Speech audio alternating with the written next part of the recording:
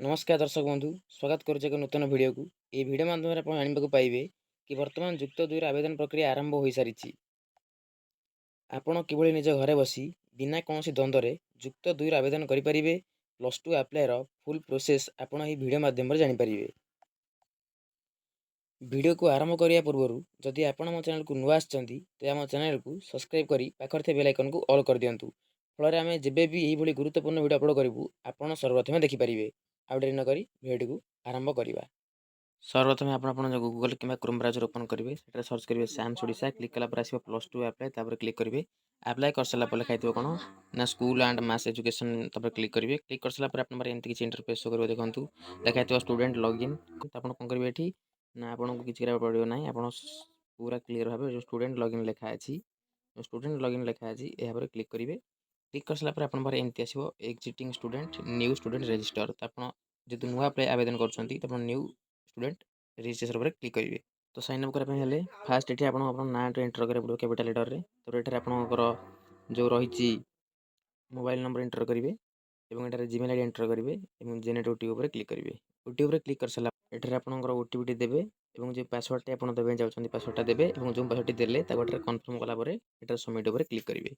Submit पर click कर सारापर आप एमती किसी इंटरफेस करेंगे देखूँ एमती लॉगिन तो आप एक्स पर क्लिक करेंगे और आपंकर जो नंबर रही नंबर टी देवे पासवर्ड टी नंबर देले पासवर्ड देले ये जो कैप्चा रही ठीक जहाँ लिखा है एंट्री करेंगे और साइन करेंगे लॉगिन करेंगे। लॉगिन क्लिक कर सारापर आपन बारे एमती इंटरफेस शो कर ये लिखा user profile CFA apply payment history CFA print तो सीएफए अप्लाई जो रही अप्लाई पर क्लिक करेंगे। अप्लाई पर क्लिक कर सारापर आपण पाखे एमती किसी इंटरफेस देखो लिखा तो यूजर कैप अप्लाई पर क्लिक कले अप्लाई पर क्लिक कर सारापर ये name mobile number Gmail ID enter करेंगे और सबमिट पर क्लिक करेंगे। सबमिट पर क्लिक कर सारापर देखो आप बारे एमती किसी इंटरफेस शो करेंगे कि आपंकर पर्सनल इनफो देवाई पर्सनल इनफो देवे देखो ये आपंकर स्कूल ना पलि आसो सॉरी आप बोर्ड ना पलि आसो ये आप पासिंग ईयर देवे ये आनुआल कि सप्लीमेंटारी देखते सिलेक्ट करेंगे और रोल नंबर देवे एप्लिकेंट्स नेम पलि ऑटोमेटिक जेंडर सिलेक्ट करेंगे ब्लड ग्रुप सिलेक्ट करेंगे बापा ना माँ ना रिलीजन आप कौन लिखिए डेट ऑफ बर्थ एंटर करेंगे नेशनलिटी आप इंडियन कि कौन लिखिए मदर लैंग्वेज आप मातृभाषा कौन लिखिए आधार नंबर गार्डियन मोबाइल नंबर देवे और यापर आप मार्क ऑटोमेटिक रोल नंबर अनुसार पलि आस के मार्क रहा यहाँ आप कौन करेंगे आज्ञा हाँ आउ जिन सब रहीगला आपंकर पासपोर्ट साइज फोटो गोटे जेपीजी फॉर्मेट आप अपलोड करेंगे। यापर ये आपंकर मार्क सब शो कर यहाँ कौन करेंगे नेम ऑफ द स्कूल आप जो स्कूल पढ़ुते 10वीं उत्तीर्ण होती स्कूल ना ये शो कर स्कूल लोकेशन टी कौन अच्छी लोकेशन टी आप देवे स्कूल एड्रेस टी स्कूल जो डिस्ट्रिक्ट डिस्ट्रिक्ट देवे पासिंग को ईयर ऑफ जॉइनिंग कौन ईयर आप जॉइनिंग करते से देवे को ईयर लिविंग कौन ईयर आप स्कूल रू लिविंग हो सारी छाड़ी एंटर करेंगे और आप थाई देवे ना छाड़े नेक्स्ट पर क्लिक करेंगे। यहाँ कौन करेंगे यापर आपड़ लिखुव do you want provide your Aadhaar number yes yes no देवे नो येस देवा और यहाँ कौन करवा देखो ये आपंकर एड्रेस ऑफ करेस्पंडेंस आपंकर एड्रेस टी कौन आप कौटे रेसिडेंट आप कौन आप कौन एड्रेस रोचे ओडिशा डिस्ट्रिक्ट सिलेक्ट करेंगे ब्लॉक ना सिलेक्ट करेंगे ये आड पोस्ट पुलिस स्टेशन लिखिए पिन कोड देवे जीमेल ऑटोमेटिक शो कर मोबाइल नंबर टी एंटर करेंगे और आप व्हाट्सएप नंबर देवाक चाहते व्हाट्सएप नंबर दे पारे यहाँ जो आप एनएमएस देते येस जदि ना नो आप नीट पीजे फी देते मारे किसी ना नन ऑफ दिस क्लिक करेंगे।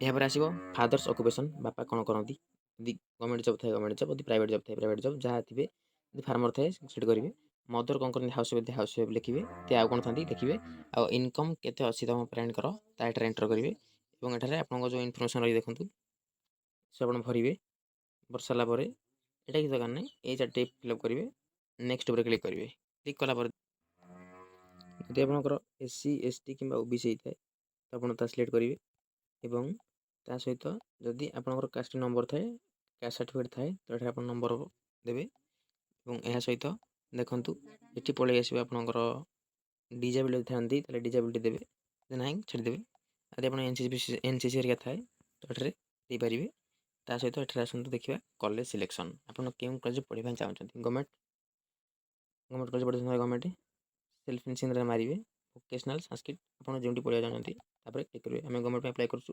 ଗଭର୍ଣ୍ଣମେଣ୍ଟ ଉପରେ ଆମେ କ୍ଲିକ୍ କରିବା। ଏହାପରେ ଡିଷ୍ଟ୍ରିକ୍ଟ ଆପଣଙ୍କ କଲେଜ କେଉଁ ଡିଷ୍ଟ୍ରିକ୍ଟରେ ଯାଉଛି ଯେଉଁ କଲେଜ ଫାଷ୍ଟ ଆପ୍ଲାଏ କରିବେ ସିଲେକ୍ଟ କରିବେ। କଲେଜ ନାଁଟି ଏଠାରେ ବାହାର କରିବେ ଏବଂ କେଉଁ stream art science commerce select କରିବେ ଏବଂ ସବଜେକ୍ଟ କମ୍ପଲସରି ତାମିଲ ରହିବ। ତାପରେ ଆଉ ଯାହା ଆପଣ ସିଲେକ୍ଟ କରିବେ first elective, second elective, third elective ଏବଂ fourth elective first choice select କରିବେ। Are you interested to resident in hostel ରହିବା ପାଇଁ ଚାହୁଁଛନ୍ତି ତାହେଲେ ୟେସ୍ କରିବେ। ଯଦି ଚାହୁଁନାହାନ୍ତି ଗଭର୍ଣ୍ଣମେଣ୍ଟ ହଷ୍ଟେଲ ରହିବା ପାଇଁ ସେଠାରେ ନୋ କରିବେ। ତାପରେ ସେଭେନ୍ଥ ଅପସନ୍ 5ଟା ଯେକୌଣସି କଲେଜ ଆପଣଙ୍କୁ କମ୍ପଲସରି ଦେବା ପାଇଁ ପଡ଼ିବ। ତାପରେ ଏହାପରେ କ୍ଲିକ୍ କରିବେ। କ୍ଲିକ୍ କରିସାରିଲା ପରେ ଆପଣଙ୍କ ପାଖରେ ଏମିତି ଇଣ୍ଟରଫେସ୍ ଶୋ କରିବ। ଡିଷ୍ଟ୍ରିକ୍ଟ ନେମ୍, କଲେଜ ନେମ୍ ପଳେଇ ଆସିବ। କେତେ ପରସେଣ୍ଟ କେଉଁ କଲେଜରେ ନେଇଥିଲେ ପ୍ରିଭିୟସ୍ ଇୟର୍ରେ ଆର ବର୍ଷ କେତେ ନେଉଥିଲେ କଟ୍ ଅଫ୍ ଏଠି ଶୋ କରିବ। ଫାର୍ଷ୍ଟ ସିଲେକ୍ସନ୍ରେ କେତେ ନେଉଥିଲା, ସେକେଣ୍ଡ ସିଲେକ୍ସନ୍ରେ କେତେ ନେଉଥିଲା, ଆଡ଼ମିସନ୍ ଫିସ୍ କେତେ ଥିଲା, ହଷ୍ଟେଲ ଫିସ୍ କେତେ ଥିଲା ଶୋ କରୁଥିବ। ଏହାପରେ ଆପଣ କ'ଣ କରିବେ ନା 5ଟି କଲେଜର ସିଲେକ୍ସନ୍ ଦେଇସାରିଲା ପରେ ପ୍ରିଭ୍ୟୁ ଉପରେ କ୍ଲିକ୍ କରିବେ। ପ୍ରିଭ୍ୟୁ ଉପରେ କ୍ଲିକ୍ କରିସାରିଲା ପରେ ଏଠାରେ ସବୁ ଚେକ୍ କରିଦେବେ ଆପଣଙ୍କ ବାୟୋଡାଟା ଠିକ୍ ଅଛି କି ଭୁଲ ଅଛି। ଚେକ୍ କରିସାରିଲା ପରେ ଆପଣ କ'ଣ କରିବେ ନା ଏଠି ଦେଖାଇଥିବ ଦେଖନ୍ତୁ ଏଠି ପଳେଇ ଆସିବ କେଉଁ କଲେଜ ସିଲେକ୍ସନ୍ ଦେଲେ ଆଉ ସବୁ ଠିକ୍ ଠାକ୍ କରି ଦେଖିଥିବେ। ଏଠାରେ ସେଭ୍ ଆଣ୍ଡ ପ୍ରୋସିଡ୍ ଉପରେ କ୍ଲିକ୍ କରିବେ। ଯଦି ଠିକ୍ ଥାଏ ସେଭ୍ ଆଣ୍ଡ ପ୍ରୋସିଡ୍ ଉପରେ କ୍ଲିକ୍ କରିବେ। କ୍ଲିକ୍ କରିସାରିଲା ପରେ ଦେଖନ୍ତୁ ଆପଣଙ୍କ ବର୍ତ୍ତମାନ ଆସିବ ପେମେଣ୍ଟ କରିବା ପାଇଁ। ତ ଏଠାରେ ଆପଣ ଆକ୍ସେପ୍ଟ ହିୟର୍ ମାରିବେ ଏବଂ ଅନଲାଇନ୍ ପେମେଣ୍ଟ ଉପରେ କ୍ଲିକ୍ କରିବେ ଏବଂ ଏଠାରେ ଓକେ କରିଦେବେ। ପୁଣି ଆଉଥରେ ଓକେ କରିଦେବେ ଯଦି ଆସେ। ତ ଆପଣ ଏମିତି ଗଲା ପରେ ଆପଣଙ୍କ ପାଖରେ ଶୋ କରିବ ଦେଖନ୍ତୁ ଏଠି ଆପଣ କେମିତି ପେମେଣ୍ଟ କରିବେ। ଯଦି ଆପଣ ପେମେଣ୍ଟ 200 ଟଙ୍କା ଯଦି ଆପଣ ଓବିସି ହେଇଥାନ୍ତି ତାହେଲେ 200 ଟଙ୍କା, ଯଦି SC ST ପାଇଁ ଅଲଗା ଫିସ୍ ଦେବ ଅଟୋମେଟିକ୍ ଶୋ କରିବ। ଆପଣ QR କୋଡ଼ ମାଧ୍ୟମରେ ପେମେଣ୍ଟ କରିଦେବେ। ପେମେଣ୍ଟ କରିସାରିଲା ପରେ ଆପଣଙ୍କର ଯେଉଁ ସି ପ୍ରିଣ୍ଟଟା ଏମିତି ପ୍ରିଣ୍ଟ ବାହାରିଯିବ।